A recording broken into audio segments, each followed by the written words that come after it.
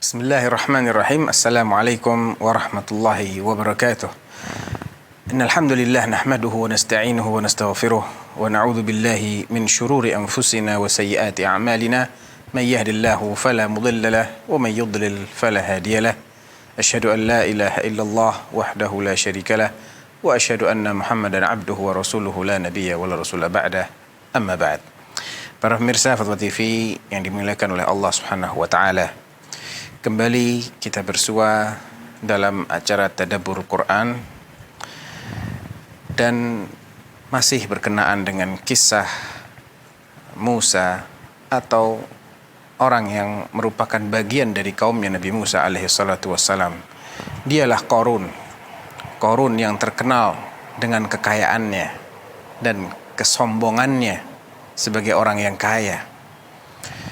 Kisah Qarun disebutkan dalam Al-Quran sebanyak 4 kali. Ada 2 namanya disebutkan dalam surah Al-Qasas di bagian-bagian akhirnya. Kemudian Allah juga menyebutkan kisah Qarun ini pada surat lainnya, yaitu di surat Al-Ankabut, ketika Allah menceritakan tentang 3 orang yang kesemuanya adalah taghut, ya, atau orang-orang yang melampaui batas. Afwan, itu di surat Ghafir, ketika Allah menceritakan tentang 3 orang taghut, yaitu Fir'aun, Haman, dan Qarun. Kemudian juga di surat Al-Ankabut Allah menceritakan bagaimana Allah menghukum mereka bertiga. Dalam surat Al-Qasas Allah berfirman, Inna Qaruna kana min qaumi Musa fabagha alaihim. Sesungguhnya Qarun itu termasuk kaumnya Musa, artinya dari Bani Israel. Fabagha alaihim, kemudian dia melampaui batas terhadap Bani Israel dalam membanggakan kekayaannya. Wa atainahu minal kunuz, dan kami Allah Subhanahu wa taala telah memberinya sebagian dari kekayaan. Dari sebagian dari kekayaan yang Allah berikan kepada Qarun itu sudah luar biasa dalam mata Bani Israel kala itu. Ma inna mafatihahu latanu'u bil 'usbati ulil quwwah. Sebagian dari kekayaan yang Allah berikan kepada Qarun yang dia simpan dalam gudang-gudang yang sangat besar, yang mana kunci-kunci dari gudang kekayaannya itu kalau dipikul oleh laki-laki yang kuat masih terasa berat. Itu baru kuncinya, belum pintunya dan belum gudangnya dan belum apa yang tersimpan di situ. Nah, dengan modal kekayaan yang luar biasa tadi dalam kacamata dunia, dia menyombongkan diri ternyata, dan dia dinasihati oleh kaumnya. Idh qala lahu qaumuhu la tafrah. Kaumnya, tentunya kaumnya yang berakal, yang beriman, menasihatinya, engkau jangan bersenang diri, jangan berbangga dengan kekayaanmu. Innallaha la yuhibbul farihin. Allah tidak suka, tidak mencintai orang-orang yang terlalu bersenang dengan hartanya. Secara singkat, kisah Qarun ini, kalau kita ingin ringkas, dia adalah seorang yang kaya. Dia dari Bani Israel, bukan dari bangsa Mesir, tapi dari Bani Israel, bukan dari suku Koptik atau Qibti. Dan Allah Subhanahu wa taala mengutus Nabiullah Musa alaihi salatu wassalam selain untuk mendakwahi Fir'aun dan Haman, juga untuk mendakwahi Qarun. Allah memberinya harta benda dan kekayaan yang luar biasa, disimpan dalam gudang-gudang yang besar. Dan Qarun menggunakan kekayaannya ini untuk berbuat dosa, untuk berbuat zalim, berbuat melampaui batas terhadap Bani Israel. Ya, dia sombongkan, dia banggakan, dan dia ingkari kalau itu semua adalah dari karunia Allah Subhanahu wa taala. Nah, menyikapi pola tingkahnya atau fenomena Qarun ini, Bani Israel terbagi menjadi dua. Ya, terbagi menjadi dua. Pertama adalah kelompok yang beriman kepada Allah Subhanahu wa taala dan mereka lebih mengutamakan apa yang ada di sisi Allah. Oleh karena itu mereka tidak terpedaya, tidak tergiur dengan kekayaannya Qarun. Dan mereka juga tidak pernah mengharapkan, berangan-angan untuk menjadi seperti Qarun. Justru mereka mengingkari sikap Qarun itu. Apa kata mereka? Wabtaghi fima ataqallahu ad-daral akhirah wa la tansa nasibaka minad dunya wa ahsin kama ahsanallahu ilaik wa la tabghil fasada fil ard innallaha la yuhibbul mufsidin. Carilah dia dengan melalui atau carilah dengan menggunakan sebagian karunia Allah itu kesejahteraan untuk hidupmu di dunia. Gak apa-apa, kau gunakan hartamu, kau gunakan ilmumu, kesehatanmu untuk mencari kesejahteraan hidup di dunia. Silahkan gunakan. Wala tansa nasibaka. Afwan. Wabtaghi fima ataqallahu daral akhirah. Carilah dengan harta benda yang Allah karuniakan kepadamu itu, wahai Qarun, bagaimana agar kamu itu bisa selamat dan bahagia di akhirat. Gunakan hartamu untuk mendapatkan keselamatan dan kesejahteraan hidup di akhirat.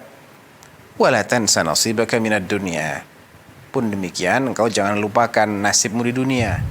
Perhatikan juga kebutuhan duniawimu agar engkau bisa terus hidup dan beribadah di dunia ini, bisa membelanjakan hartamu untuk kemaslahatan akhirat. Wala tabghil fasada fil ard. Dan kau juga jangan berbuat atau ingin berbuat kerusakan di muka bumi. Wala tabghil fasada fil ard innallaha la yuhibbul mufsidin. Sesungguhnya Allah tidak mencintai orang-orang yang berbuat kerusakan. Ini nasihat orang-orang yang beriman, orang-orang yang menyadari hakikat dari kehidupan dunia kepada Qarun. Namun tanpa diduga, apa jawaban Qarun, para pemirsa? Bukannya nasihat itu dia terima dan dia amalkan. Padahal nasihatnya sangat indah. Ada 5 kaidah yang mereka sebutkan di sini. Yang pertama adalah menggunakan harta dan karunia serta nikmat Allah Subhanahu wa taala untuk menyejahterakan kehidupan akhirat. Kalaulah ini diikuti, maka luar biasa. Sosok Qarun akan menjadi teladan dan akan menjadi buah bibir bagi generasi-generasi berikutnya. Orang yang menggunakan kekayaannya, ilmu yang dimilikinya untuk kemaslahatan akhirat adalah orang yang sangat terpuji. Bahkan dalam hadis Nabi SAW mengatakan dialah orang yang akan menduduki peringkat yang paling mulia di akhirat nanti. Ya, karena dunia itu pada hakikatnya hanya untuk 1 di antara 4 orang, 4 tipikal manusia. Tipikal yang pertama adalah rajulun atahu Allahu ilman wa malan. Orang yang diberi ilmu oleh Allah dan juga diberi harta. Fa yattaqi fihi rabbah wa yasilu fihi rahimah wa ya'rifu lillahi fihi haqqan fa hadha bi afdal al manazil. Dengan ilmu dan harta tadi, terutama dengan ilmunya, dia bisa gunakan hartanya untuk bertakwa kepada Allah, untuk menyambung silaturahim, dan dia keluarkan hak Allah pada hartanya, zakat. Maka orang ini, kata Rasulullah, bi afdalil manazil, akan menempati kedudukan yang paling mulia. Andai Qarun mengikuti nasihat orang-orang yang beriman itu. Akan tapi dia menjawab, qala innama utituhu ala ilmin indi. Tidak lain tidak bukan, aku mendapatkan kekayaan yang sebanyak ini semata-mata karena kepandaianku, karena ilmu yang ada padaku. Dia ingkari nikmat Allah, dia ingkari rezeki Allah, dan dia nisbatkan itu semua kepada dirinya semata-mata karena ilmunya. Awalam ya'lam anna Allah qad ahlaka min qablihi minal qurun man huwa ashaddu minhu quwwatan wa aktsaru jam'a wa la yus'alu an dhunubihimul mujrimun. Allah kemudian menjelaskan, apakah dia, Qarun ini tidak pernah menyadari, tidak pernah mengetahui bahwa Allah sebelum dia pernah membinasakan orang-orang yang ada di generasi-generasi sebelumnya, yang mana mereka itu lebih kuat dari Qarun dan lebih banyak mengumpulkan harta daripada Qarun. Ya. Dan orang-orang yang berdosa tidak akan ditanya tentang dosa para pendahulunya. Wala yus'alu an dzunubihim al-mujrimun. Maka Qarun mengabaikan nasihat tersebut, dan apa yang terjadi, fakharaja ala qaumihi fi zinatih. Dia keluar memamerkan kekayaannya, perhiasan dunianya kepada kaumnya. Fakharaja ala qaumihi fi zinatih. Ketika itu terbagilah kaumnya Bani Israel dalam dua pendapat. Qala alladzina yuriduna al-hayata ad-dunya. Mereka di antara Bani Israel yang lemah iman, lemah ilmu, yang lebih menghendaki kehidupan dunia daripada akhiratnya, berkomentar seperti ini. Ya laita lana mithla ma utiya Qarun innahu ladzu hadzin azim. Andai saja ya kita memiliki kekayaan seperti yang dimiliki oleh Qarun. Benar-benar nih, Qarun sangat beruntung nasibnya. Ya, enak sekali dia. Punya banyak duit, punya banyak kekayaan. Ini ucapan ahlud dunia. Jadi mereka mengukur kesuksesan, keberhasilan, dan kebahagiaan dunia itu dengan banyaknya harta. Inilah yang hari ini kita kenal dengan materialism. Mengukur segala sesuatu dengan materi. Makin banyak materi yang dimiliki, makin sukses dia, makin kaya dia. Alangkah bodohnya orang-orang seperti itu, para pemirsa. Bagaimana mungkin sesuatu yang tidak bertahan lama menjadi tolok ukur kebahagiaan dan kesuksesan? Bagaimana mungkin harta yang ujung-ujungnya akan ditinggal, yang ujung-ujungnya akan beralih kepemilikan, yang ujung-ujungnya akan fana, akan sirna, menjadi tolok ukur kesuksesan seseorang? Itu dari karakteristik harta itu sendiri. Karena harta ini adalah bagian dari nikmat dunia. Dan dunia itu tidak kekal. Ya, semuanya akan hilang, akan hancur. Kullu man 'alaiha fan, kata Allah. Semua yang ada di muka bumi ini akan musnah, akan fana, akan rusak. Kok bisa sesuatu yang rusak itu dijadikan sebagai parameter? Itu dari satu sisi. Dari sisi lain, cara seseorang untuk menikmati dunia pun itu tidak maksimal. Sangat terbatas. Dia dibatasi oleh umurnya, dibatasi oleh kesehatannya, dibatasi oleh kesempatannya, dibatasi oleh seleranya, dan dibatasi oleh banyak hal lainnya. Lantas bagaimana mungkin sesuatu yang serba terbatas untuk dinikmati dan serba singkat temponya menjadi tolok ukur keberhasilan dan kebahagiaan seseorang? Alangkah bodohnya mereka. Wa qala alladzina utul ilma. Namun orang-orang yang diberi ilmu oleh Allah Subhanahu wa taala, diberi ilmu agama, yang memiliki parameter yang tepat dalam menilai segala sesuatu. Wailakum, dia tegur keras itu kaumnya yang terpedaya dengan kekayaan Qarun. Kalian ini bagaimana sih? Celaka kalian ini. Thawabullahi khairun. Sesungguhnya pahala dari Allah itu jauh lebih baik. Pahala dari Allah, balasan akhirat, khairun, jauh lebih baik. bahkan tidak bisa dibandingkan sedikit pun kebaikan yang Allah berikan di akhirat dengan nikmat dunia, sehebat apapun nikmat dunia itu. Thawabullahi khairun, untuk siapa? Liman aman, bagi orang yang beriman. Wa amila saliha, dan beramal saleh. Inilah kunci kesuksesan sebenarnya para pemirsa. Iman dan amal saleh. Itulah harta sejati kita. Itulah yang akan membahagiakan kita. Bukan hanya di dunia. Karena dunia ini hanyalah sesaat. Singkat sekali. Kalau orang hanya bahagia satu hari, dan dia harus sengsara berpuluh-puluh tahun dan tidak dibatasi setelah itu, apa artinya kebahagiaan sehari? Dan hidup kita di dunia ini, kalau kita bandingkan dengan hidup di akhirat nanti, hanya seperti orang yang melewatkan satu hari atau bahkan kurang dari satu hari dari umurnya. Apa artinya senang sehari, kemudian susah seumur hidup? Tidak ada artinya. Wa qala alladhina utul ilma wailakum thawabullahi khairun liman amana wa amila salihah wa la yulaqaha illa sabirun. Akan tetapi tidak ada yang akan mendapatkan pahala akhirat yang jauh lebih baik daripada dunia ini kecuali orang-orang yang mau bersabar.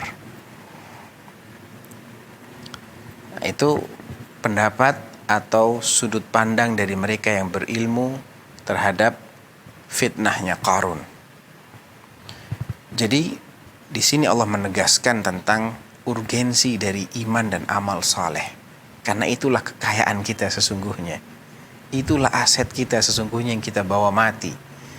Coba bayangkan para pemirsa, andai kata ada seseorang yang merantau ke luar negeri.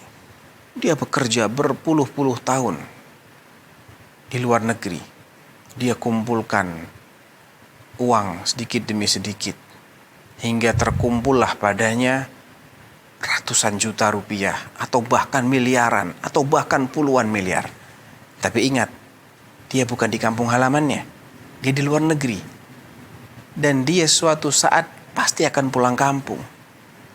Bagaimana sekiranya orang yang sudah bersusah payah mengumpulkan harta di negeri orang lain, bukan negeri asalnya dia, dan bukan negeri tempat dia akan pulang dan berdomisili nantinya, kemudian dia tinggal begitu saja harta itu. Dia tinggalkan harta itu di negeri orang, dan dia pulang kampung tidak bawa apa-apa. Dia menikmati kehidupannya setelah itu tanpa membawa sedikit pun dari jerih payahnya dia selama ini. Kalau saya tanya para pemirsa, apakah orang ini adalah orang pandai ataukah orang bodoh? Saya sepakat. Saya yakin pemirsa pun juga akan sepakat bahwa orang ini adalah orang yang sangat bodoh. Mengapa? Hasil jerih payahnya dia tinggalkan di negeri orang dan tidak dia bawa pulang. Nah, sesungguhnya seorang mukmin itu bukan diciptakan untuk menjadi penghuni dunia. Bukan diciptakan oleh Allah untuk memakmurkan dunia dan berhenti di situ. Silahkan makmurkan dunia dengan Islam, itu bagus. Tapi ingat, kampung halaman kita adalah akhirat. Sebagaimana Allah Subhanahu wa taala menciptakan leluhur kita Adam dan Hawa di jannah, maka kita pun harusnya kembali ke kampung halaman kita, ke kampung leluhur kita, Adam alaihi salatu wassalam dan Hawa di jannah. Oleh karena itu, orang yang benar-benar menyayangi hartanya adalah orang yang mengirimkan, mentransfer. Harusnya kekayaan yang didapatkan oleh seseorang yang merantau di negeri orang itu dia transfer ke kampungnya, bangun rumah yang megah di kampungnya, beli mobil di sana, ya, rintislah bisnis-bisnis baru yang kelak antum akan nikmati setelah antum pulang kampung. Jangan ditinggal di negeri orang. Nah, itulah sudut pandang yang membedakan antara orang beriman dengan orang yang lemah iman atau bahkan tidak beriman. Makanya ketika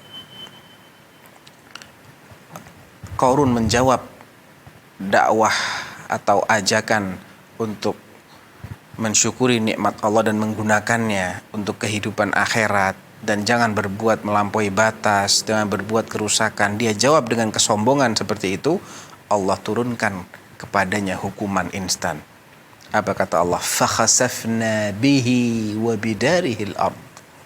Maka kami benamkan Qarun dan tempat tinggalnya, istananya, beserta seluruh harta kekayaannya ke dalam bumi. Fakhasafna bihi wa bidarihil ard. Ya. Inilah sunnatullah yang berlaku atas mereka yang menyombongkan diri. Justru yang selama ini dia banggakan, dia sombongkan, menjadi penyebab kehancurannya. Dan sunnatullah ini berlaku untuk banyak orang. Sebagaimana Qarun yang dibinasakan melalui hartanya, demikian juga Fir'aun yang membanggakan sungai Nil. Wa hadhil anharu tajri min tahti afala tubsirun. Dia banggakan sungai Nil yang mengalir di bawah kekuasaan, di bawah telapak kakinya itu. Justru disitulah dia binasa, ditenggelamkan oleh Allah Subhanahu wa ta'ala. Nah, Allah juga binasakan Qarun di hadapan seluruh Bani Israel, ya, dengan disaksikan kebinasaan itu oleh orang-orang yang dianggap sebagai orang-orang miskin, dianggap sebagai orang-orang lemah, orang-orang tak berdaya, orang-orang bodoh. Justru di hadapan mereka lah Allah benamkan dia ke dalam perut bumi. Dan tidak ada seorang pun yang bisa menolong Qarun. Ya. فَخَسَفْنَا بِهِ وَبِدَارِهِ الْأَرْضَ فَمَا كَانَ لَهُ مِنْ فِئَةٍ يَنْصُرُونَهُ وَمَا كَانَ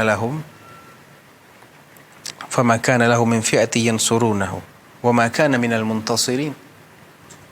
Tidak ada seorang pun, tidak ada sekelompok manusia pun yang dapat menolong dia, dan dia pun juga tidak pernah bisa minta tolong untuk menyelamatkan dirinya ataupun meloloskan dirinya.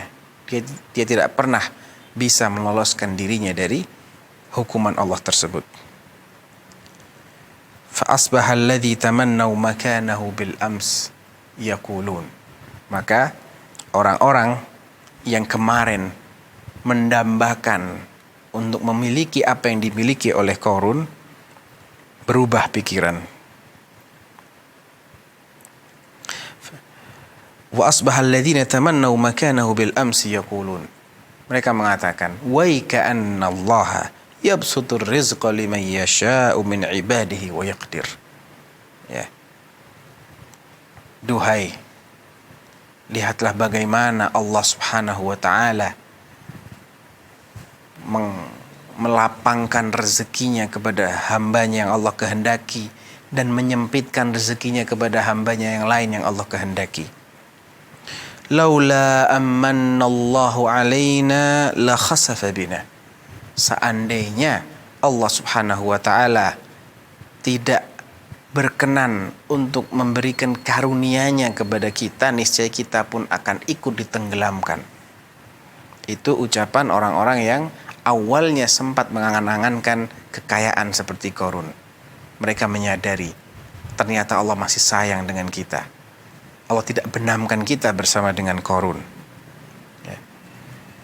Wa ka'annahu la yuflihul kafirun. Duhai, sungguh orang-orang yang kafir itu tidak akan beruntung.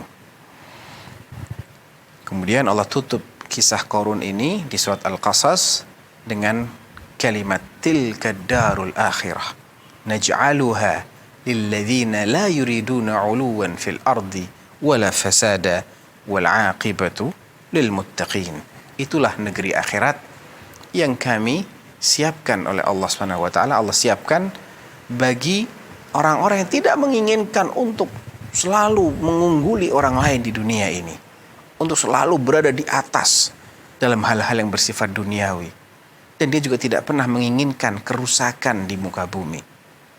Wal aqibatu lil muttaqin. Dan akhir kesudahan yang baik itu adalah bagi orang-orang yang bertakwa. Ini secara singkat kisah Qarun yang Allah sebutkan dalam surat Al-Qasas. tentunya ada banyak sekali pelajaran para pemirsa yang bisa kita petik dari kisah Qarun ini. Ya. Di antaranya adalah 5 kaedah penting dalam menyikapi harta. Yang pertama, gunakanlah harta yang Allah berikan kepada kita untuk sebesar-besar kemaslahatan akhirat kita. Jangan sampai harta itu justru digunakan untuk maksiat, ya. Karena itu pasti akan mencelakakan pelakunya. Pertama, dia akan ditanya dari mana dia dapatkan harta itu, dan dia harus mempertanggungjawabkan manakala dia belanjakan harta itu untuk hal-hal yang dimurkai oleh Allah Subhanahu wa taala. Kaidah yang kedua adalah kita jangan melalaikan hajat hidup kita di dunia. Karena untuk bisa menggapai kemaslahatan akhirat, maka kita harus pertahankan nikmat Allah yang berupa hidup, berupa kesehatan, berupa akal sehat. Dan ini perlu untuk kita ini survive di dunia. Kita perlu untuk terus bisa makan, bisa minum, bisa istirahat. Oleh karena itu bekerjalah kita, berusahalah dalam rangka agar terus bisa istiqamah menjadi hamba Allah yang baik. Al-Imam Sufyan bin Uyainah pernah mengucapkan sebuah kata-kata yang sangat indah. Beliau mengatakan, "Laisa min hubbika dunya talabuka minha ma la budda minhu." Tidaklah termasuk mencintai dunia manakala engkau mengejar dari dunia itu apa yang memang harus kau dapatkan dari dunia. Untuk bisa bertahan di dunia, untuk tetap bisa beribadah, seseorang harus bisa makan, harus bisa minum, harus bisa istirahat, harus punya tempat tinggal misalnya. Maka mengejar hal-hal seperti itu, kebutuhan primer manusia, tidak termasuk cinta dunia yang tercelah. Kaidah yang ketiga adalah wa ahsin kama ahsanallahu ilaik. Ya, berbuat baiklah engkau sebagaimana Allah telah berbuat baik kepadamu. Nah, tentunya kita tidak mungkin bisa meniru kebaikan Allah pada diri kita. Tidak mungkin. Sebaik-baiknya kita kepada sesama manusia, tidak mungkin itu setara dengan kebaikan Allah kepada kita. Dan oleh karena itu, kita diperintahkan oleh Allah untuk membalas setiap kebaikan yang Allah berikan kepada kita dengan berbuat baik kepada sesama hamba Allah Subhanahu wa taala. Dengan berbuat baik kepada diri kita sendiri pertama kali, yaitu dengan mensyukuri nikmat Allah tadi, dengan mengakuinya sebagai karunia Allah, sebagai rezeki Allah, bukan semata-mata karena kita merasa lebih pandai, kita merasa lebih berhak. Tidak ada yang lebih berhak di hadapan Allah. Semuanya sama, semuanya adalah hamba Allah Subhanahu wa taala. Dan ihsan, berbuat baiklah di sini meliputi bagaimana kita berdayakan nikmat-nikmat Allah ini untuk melakukan kebajikan-kebajikan. Kemudian kaidah yang keempat, wala tabghil fasada fil ard, dan janganlah engkau berbuat kerusakan di muka bumi. Karena orang yang memiliki kekayaan, potensi dia untuk berbuat fasad lebih besar daripada yang tidak punya kekayaan. Oleh karena itu, manakala kekayaan dunia tidak dibarengi oleh ilmu agama, orangnya akan menjadi orang yang paling celaka.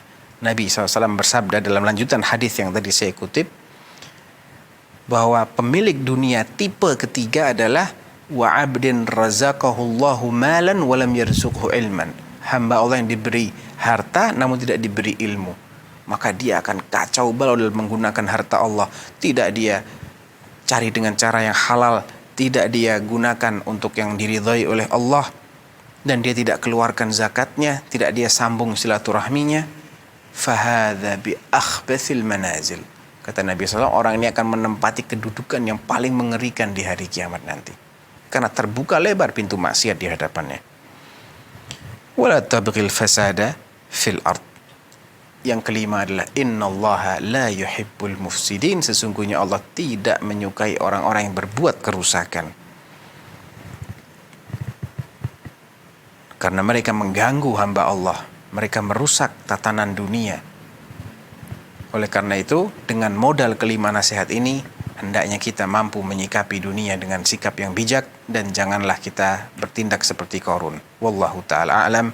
Wassallallahu ala nabiyyina Muhammadin wa ala alihi wa sahbihi wasallam. Wassalamualaikum warahmatullahi wabarakatuh.